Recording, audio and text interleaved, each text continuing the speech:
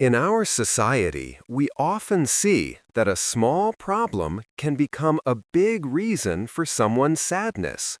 But we also see people who handle even big troubles calmly. They don't break down. Instead, they grow their heart so big that pain doesn't have any space to stay. Today's story will teach us if you keep your heart small, even tiny problems will make you feel bitter. But if you make your heart bigger, even the hardest times in life will feel easier. So let's try to find a reflection of our own life in today's story. Listen carefully, because this story is not just to hear, it's to think about. Once there was a young man named Ryan who was very unhappy with his life. He was always feeling down and thought that nothing was going well. One afternoon, Ryan went to a small cafe in his town to have a cup of tea. His mind was full of worry. He didn't have a job.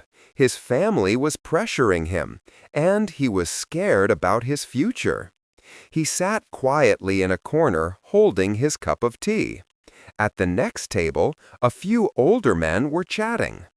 Even though Ryan wasn't trying to listen, their voices were clear. One of them said, "You know that old man who lives behind the hills? He looks like a normal person, but he's full of wisdom. My son was really struggling, but after talking to that old man, he changed completely." Another one said, "Yeah, people say he can lighten your heart just by talking." Ryan became alert. He thought, "My life is falling apart too. If he really says something helpful, maybe I'll feel some peace."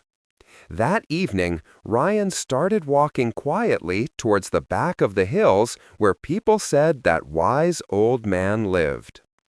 After a long walk, Ryan reached the house and said, "Grandpa, I have many problems in my life. I always feel pain and sadness. Please tell me, how can I be happy?" The wise old man listened carefully, without saying anything. Then, without a word, he suddenly walked away.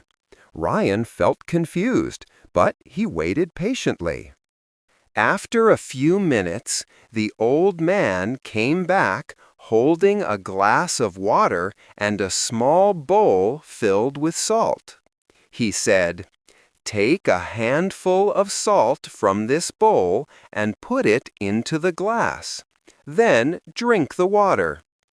Even though Ryan wasn't sure, he followed the instructions. The old man asked, "How does the water taste?" Ryan made a face and said, "It tastes really bad. I can only taste the salt." Then the old man said, "Now take another handful of salt and come with me." They both walked to a nearby lake. The old man said, "Now throw the salt into the lake." Ryan threw the salt into the lake. Then the old man said, "Now take a sip of the lake water." Ryan drank some water from the lake. The old man asked, "How does it taste?" Ryan looked surprised and said, "It tastes fine. I don't taste any salt at all." The old man smiled, placed a hand on Ryan's shoulder, and said, "Look, son, pain in life is like pure salt. Not too much, not too little. But how much of that pain we feel depends on how big our heart is.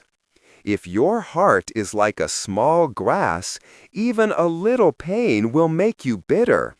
But if your heart is like a big lake, even big pain won't affect you as much." The glass and the lake are symbols of patience. If your patience is small, then small problems will feel huge. But if your patience is big, then even big problems won't break you.